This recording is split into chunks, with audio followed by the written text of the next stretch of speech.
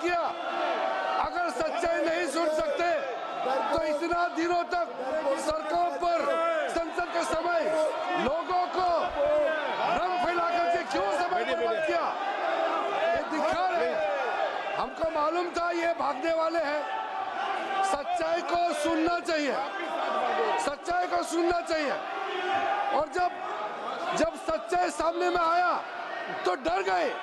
सुनने का कैपेसिटी तक नहीं है और इतना गुमराह किया। पिछले सेशन का पार्लियामेंट सेशन इन्होंने तबाही किया, मॉनसून सेशन को भी इन्होंने बर्बाद किया इसी मुद्दे पर। और ये हमारे शीतकालीन समय को भी इन्होंने 2 दिन बर्बाद किया। आज बारीकी से जब बता रहे थे ये लोग भाग गए, ये तो ठीक नहीं है।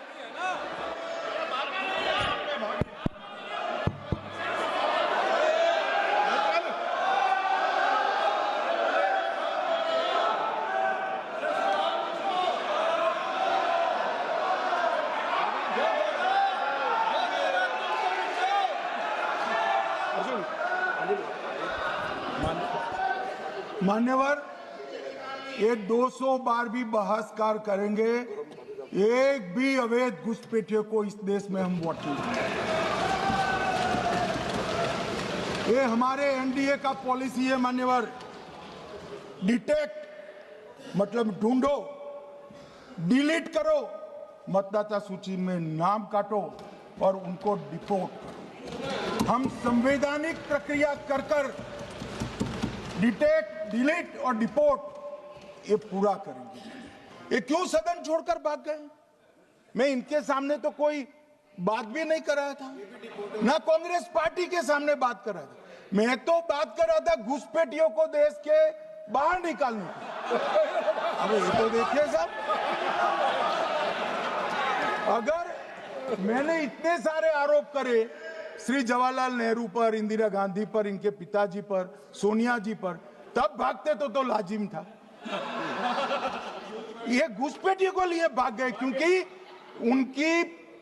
उनकी हमारी पॉलिसी है डिटेक्ट, डिलीट और डिपोर्ट। उनकी पॉलिसी है नॉर्मलाइज कर दो घुसपैठ को, उसके बाद में मान्यता प्रदान कर दो और चुनाव में मतदाता सूची में डालकर फॉर्मलाइज कर दो। मगर साहब ये लंबे समय तक नहीं चलना। मैं मेरे मन से मानता हूं, मेरे पार्टी के सिद्धांत तो है ही, मगर मैं मानता हूं कि जनसांख्यिकी में इतना बड़ा परिवर्तन देश के लिए बहुत बड़ा खतरा है। यह देश एक बार जनसांख्यिकी के आधार पर बढ़ चुका है और हम नहीं चाहते कि आने वाली पीढ़ी ये देश के भी बंटवारे दिखे। इसलिए ये बहुत जरूरी है कि इस देश से घुसपैठ को रोकना पड़ेगा। मान्यवर, ये कहते हैं कि घुसपैठ हो रही है, भारत सरकार की जिम्मेदारी नहीं है। मान्यवर, मैं आज बताना चाहता हूं, घुसपैठ हो रही है भारत बांग्लादेश की सीमा से। वहां पर कुल 2216 किलोमीटर बॉर्डर है, इसमें से 1653 किलोमीटर बॉर्डर बन चुकी है। अब 563 कहां बाकी रही है मान्यवर मालूम है? केवल और केवल एक राज्य बंगाल। आसाम का पूरा हो गया, मेघालय का पूरा हो गया, त्रिपुरा का पूरा हो गया, जम्मू कश्मीर का पूरा हो गया, पंजाब का पूरा हो गया, राजस्थान का पूरा हो गया, गुजरात का पूरा हो गया, खाली बंगाल का बाकी रखा है। और मैं आज कहना चाहता हूं टीएमसी के लोगों को भी, ये राहुल जी के साथ में रहकर घुसपैठिया बचाओ यात्रा बिहार में निकली, साफ हो गए। आप भी घुसपैठियों को बचाओगे तो वहां भारतीय जनता पार्टी का विजय तय। मान्यवर, ये कहते हैं कि घुसपैठ क्यों हो रही? आप बॉर्डर नहीं बनाने देते, फेंसिंग नहीं करने दोगे, घुसपैठ नहीं होगी। फिर भी चलो, मैं पूछना चाहता हूं कि घुसपैठ होकर सबसे पहले घुसपैठिया कहां आता है? कहां आता है? तो गांव में आता है। पटवारी को मालूम नहीं पड़ता, गांव के थाने वाले को मालूम नहीं पड़ता। इसकी मतदाता सूची में नाम डालने के लिए आधार कार्ड कहां बनता है? वहीं बनता है। उसका राशन कार्ड कहां बनता है? बंगाल में बनता है। और मतदाता सूची में कौन सी मतदाता सूची में ऐड होता है? तो बंगाल में होते। आपकी कोई जिम्मेदारी नहीं है। मान्यवर, ये देश के भविष्य और सुरक्षा के साथ खिलवाड़ कर रहे हैं। कभी कभार चुनाव तो जीत जाओगे घुसपैठियों के आधार पर, परंतु इस देश की सुरक्षा को आप ताक पर रखो। मैं आज कहना चाहता हूं, मान्यवर, बिहार की जनता ने एक बहुत महान फैसला किया है घुसपैठिया बचाओ यात्रा के खिलाफ जनादेश, और बंगाल भी ये करने जा रहा है मान्यवर। आने वाले दिनों में करेंगे, उनको मालूम नहीं है मान्यवर। मैं कल राहुल गांधी जी ने एक विषय कहा था कि सारी संवैधानिक संस्थाएं आपने करप्ट कर दी। मैंने पूरा बताया कि चुनाव आयोग की नियुक्ति के पहले क्या नियम थे। उन्होंने कहा कि महत्वपूर्ण पद पर आरएसएस की विचारधारा के लोग रख दिए जाते हैं, तो इसमें क्या आपत्ति है भाई? क्या इस देश में कोई कानून बना है कि आरएसएस की विचारधारा वाले हैं उनको कोई महत्वपूर्ण? अरे इस देश का प्रधानमंत्री आरएसएस की विचारधारा वाला है, इस देश का गृह मंत्री आरएसएस की विचारधारा वाला है, और जनादेश से बनकर आए, आपकी कृपा से बनकर नहीं आए मान्यवर। मगर उन्होंने क्या किया था वो मैं फिर बताना चाहता हूं। 1969 में इस देश का राष्ट्रपति का चुनाव हुआ। 1969 में इंदिरा जी अपनी पार्टी के अंदर ही संघर्ष करती थी। पार्लियामेंट्री बोर्ड ने राष्ट्रपति के चुनाव के प्रतिनिधि के रूप में कांग्रेस पार्टी का अधिकृत उम्मीदवार बनाया श्री संजीव रेड्डी को, और इंदिरा जी ने प्रधानमंत्री रहते हुए अपने पार्टी के मैंडेट को ही डिफाई कर कहा कि राष्ट्रपति का चुनाव में वोटिंग अंतर आत्मा की आवाज से करनी चाहिए, और उन्होंने श्री वीवी गिरी को प्रत्याशी बनाया मान्यवर। और फिर हुआ क्या? अल्पमत में थी वो, संजीव रेड्डी जी के वोट ज्यादा थे। जीतने के लिए उन्होंने कम्युनिस्टों से समाधान किया, और इस देश की सारे संस्थान पर, शिक्षा संस्थान पर, महत्वपूर्ण संवैधानिक पद पर कम्युनिस्टों को बिठाने का काम ये इंदिरा गांधी जी ने,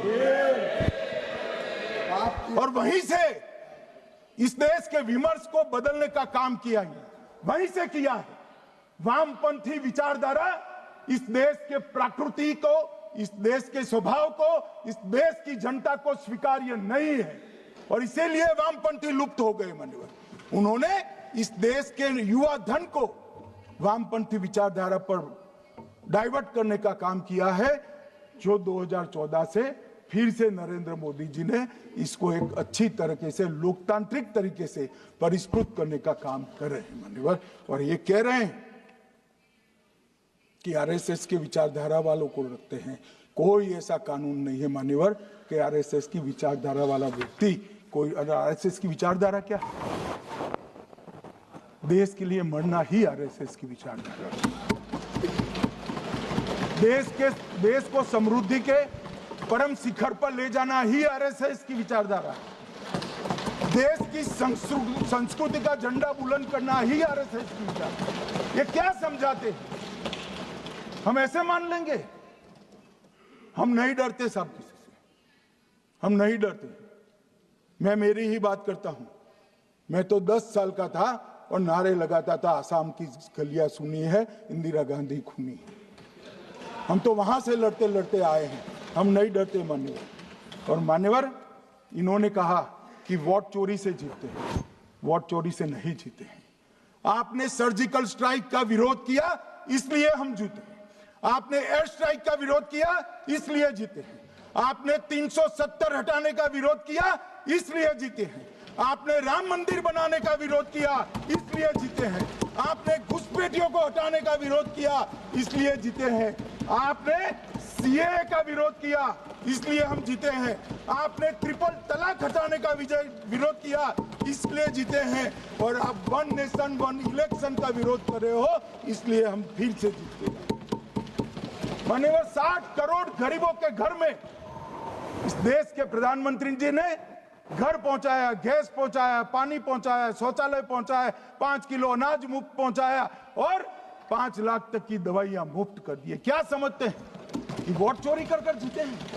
इस देश के इंफ्रास्ट्रक्चर को 40 साल देख लीजिए, और हमारे 11 साल देख लीजिए, इंफ्रास्ट्रक्चर को 3 गुना बढ़ाने का काम हमारे प्रधानमंत्री नरेंद्र मोदी, और इसलिए जनता हमें जिताती है। और मैं तो अभी भी कहना चाहता हूं, चले गए हैं मान्यवर, मैं अभी भी कहना चाहता हूं, यार कांग्रेस पार्टी तुझे टिकट तो देती नहीं है मान्यवर, मैं अभी भी कहना चाहता हूं, एसआईआर का विरोध करोगे तो बिहार की जगह बंगाल और तमिलनाडु में भी साफ। मान्यवर, इस 140 करोड़ की जनता का जनादेश ईश्वर का आदेश होता है। हमारे यहाँ तो कहते हैं ना कि जनता ही जनार्दन होती है, तो जनता का फैसला श्री कृष्ण का फैसला होता है, जनार्दन का फैसला। और वो जनता के फैसले को ये लोग वोट चोरी इस तरह की भाषा का प्रयोग करते हैं। जनता देख रही है, जनता आंख मूंद कर नहीं बैठी। मान्यवर, मैं तो धन्यवाद करना चाहूंगा हमारे पार्लियामेंट्री अफेयर्स मिनिस्टर का कि इन्होंने तो एक अलग रास्ता कर एसआईआर पर चर्चा कर ली, वरना इनका झूठ एक तरफा जनता में जा रहा था। आज आपने भी मुझे इतना विपुल मात्रा में समय दिया, जरूरत पड़ी वहां प्रोटेक्शन भी दिया, मुझे संरक्षण दिया, इसलिए मैं आपका भी धन्यवाद करना चाहता हूं। और अंत में फिर से एक बार श्री राहुल गांधी के भाषण लिखने वालों को कहना चाहता हूं कि तथ्य ढंग से ढूंढ कर लिखे, इनकी यहाँ पर तकलीफ होती है।